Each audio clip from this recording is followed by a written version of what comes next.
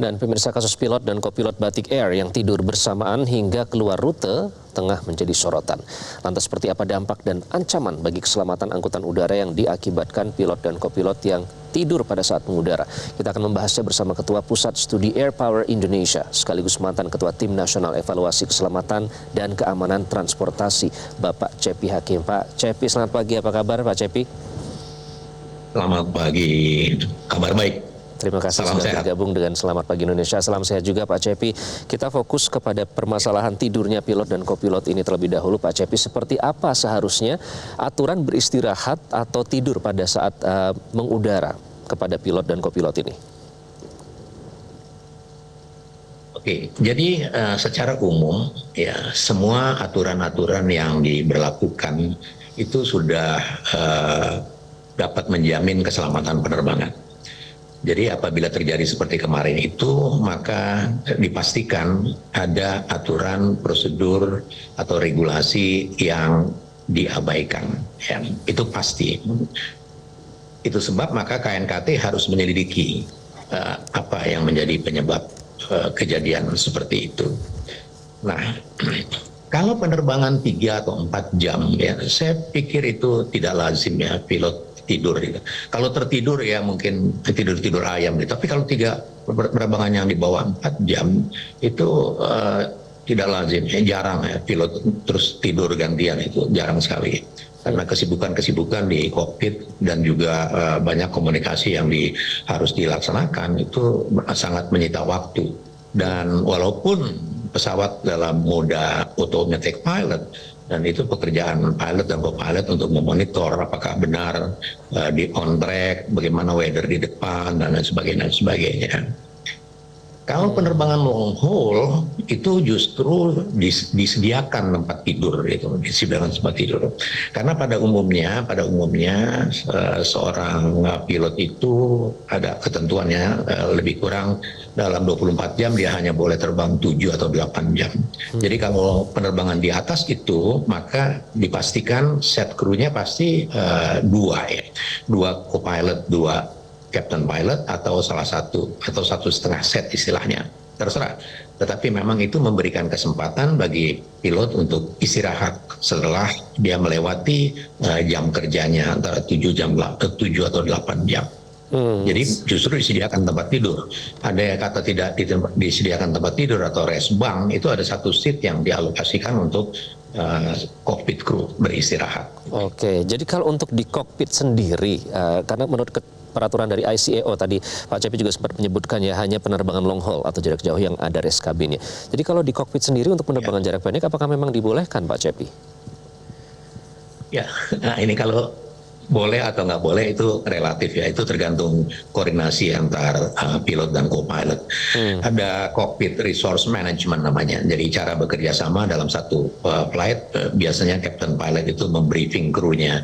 Oke, kita akan terbang dari Kendari ke Jakarta, penerbangan sekian jam, begini, nanti mungkin kalau mau istirahat silakan gantian. Itu internal ya, tidak diatur dengan regulasi yang ketat ya. Tetapi biasanya lazimnya penerbangan di bawah 4 jam itu pilot nggak ada yang tidur ya, Sekali lagi kalau tidur ayam atau ngantuk itu biasa. Tetapi kesibukan dalam penerbangan hanya 4 jam itu tidak memberikan peluang yang cukup untuk pilot untuk tidur. Dan kokpit itu bukan tempat tidur ya, kokpit itu tempat bekerja. Oke, Pak Cepi tadi ada sempat menyebutkan 2 co-pilot ya. Apakah sesuai regulasi atau aturan memang harus ada 2 co-pilot yang mendampingi 1 pilot itu sendiri? Regulasinya saya nggak tahu persis, tapi lebih kurang begini.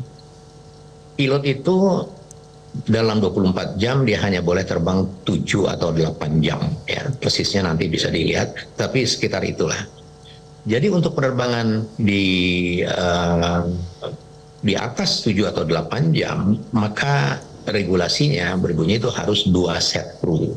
Ya, 2 set kru artinya 2 captain pilot, 2 co-pilot. Nah, tetapi untuk long haul yang nanggung-nanggung begitu biasanya cukup 1 captain pilot dengan 2 co-pilot. satu co-pilot yang senior yang biasanya mau dipromosikan menjadi captain, dan itu internal maskapai, internal airlines mengatur pembinaan pilot dalam mengatur setting kru yang disesuaikan dengan jam terbang yang akan ditempuh. Dan itu biasa, persoalan biasa. Tetapi yang saya garis bawahi di sini bahwa limitasi jam kerja, ya, jam terbang pilot itu jelas ada di Civil Aviation Safety Regulation yang dikeluarkan oleh International Civil Aviation Organization, dan itu di-endorse oleh National Aviation Authority, dalam hal ini Kementerian Perhubungan, dan Kementerian Perhubungan dalam hal ini Direktorat Jenderal Perhubungan Udara itu yang mempunyai otoritas untuk mengatur ini semua. Dan maskapai penerbangan biasanya juga menyesuaikan aturan-aturan itu dengan availability dari kru yang mereka punya, tetapi sama sekali tidak ada peluang untuk melanggar aturan-aturan yang standar yang diberlakukan. Oke. Jadi saya konfirmasi lagi soal ini kan yang dinyatakan bahwa sang pilot ini dan co-pilot juga mengalami fatigue atau kelelahan. Nah, jam kerja itu sendiri atau istilahnya shift-shiftan ya Pak CP, ini berarti sudah diatur dalam aturan yang dibuat oleh CASR yang disepakati dengan Kemenhub tadi. Sudah ada aturannya soal shift-shiftan ini? Ya, regulasi yang dikeluarkan secara internasional oleh ICAO itu menyebutkan juga ya antara working hours dan flying hours. Ya, pilot itu ada jam terbang, ada jam kerja. Jam kerja itu biasanya itu yang ngatur maskapai. Ya. Jam kerja itu biasanya diatur sejak dia dijemput sampai dia landing kembali. Ya. Jadi dia tidak boleh melewati sekian jam misalnya. Tapi kalau jam terbang itu baku, ada aturan internasionalnya. Dalam 24 jam dia harus sekian jam. Dan aturan-aturan itu melalui penelitian yang cukup panjang ya, sehingga dengan aturan itu, dengan mematuhi aturan itu, maka tidak mungkin ada fatigue, tidak mungkin ya. Kalau ada fatigue yang disebabkan oleh faktor lain, maka itu sebabnya para pilot itu terikat dengan 6-month check namanya. Setiap 6 bulan dia dicek ya, validitas rebuesnya atau SIM-nya itu harus diperbarui setiap 6 bulan. Dia harus medical check, dia harus simulator, dia harus proficiency check dan lain sebagainya. Dan salah satu medical check up itu adalah berkait dengan standar kesehatan penerbangan. Jadi tidak ada alasan sebenarnya apabila 6 bulan itu dijalankan dengan baik, aturan-aturan dipatuhi dengan baik, maka tidak mungkin terjadi hal-hal yang seperti itu. Oke, Pak Cepi, soal jam kerja dan jam terbang ini menarik karena kalau kita melihat ya, bahkan mungkin kita juga sering mendengar cerita dari teman-teman di luar sana terkait dengan jam kerja para pilot ini, terutama dari rute-rute yang sibuk dengan jumlah packs yang selalu penuh misalnya. Itu apakah memungkinkan itu diatur? Karena untuk rute-rute tertentu, kota-kota yang strategis itu kan biasanya apakah jam terbang mereka bisa dipastikan lebih banyak begitu atau sudah pasti tidak bisa melewati yang sudah ditentukan dalam regulasi? Kan bisa dipastikan, harus dipastikan. Harus dipastikan sesuai dengan aturan. Makanya misalnya seperti begini, ada pesawat dari Jakarta ke Bali ke Australia misalnya, ya. Dia kalau sudah melewati jam terbangnya, mungkin pesawat ini mungkin dari pemberangkatan tertentu, sehingga dari Bali ke next destination, ke tujuan berikutnya, dia diganti krunya di Bali misalnya. Jadi ada satu transito kru yang justru mengatur supaya para pilot itu dalam kondisi yang tetap prima, yang sesuai dengan aturan yang diberlakukan. Jadi pengaturan-pengaturan yang detail seperti itu dikeluarkan oleh maskapai penerbangan yang tentu saja harus di-endorse oleh Direktorat Jenderal Perhubungan Udara. Intinya adalah dalam penerbangan itu memang membutuhkan disiplin yang tinggi. Ya. Disiplin yang tinggi itu tidak mungkin kita terima, tidak mungkin terjadi tanpa adanya plus continuous monitoring atau pengawasan ketat yang terus-menerus. Pengawasan ketat dan terus-menerus pun tidak mungkin efisien apabila tidak diberikan hukuman efek jera apabila terjadi pelanggaran aturan. Jadi 3 siklus itu memang harus bergulir di dunia penerbangan. Untuk apa? Untuk keselamatan penerbangan.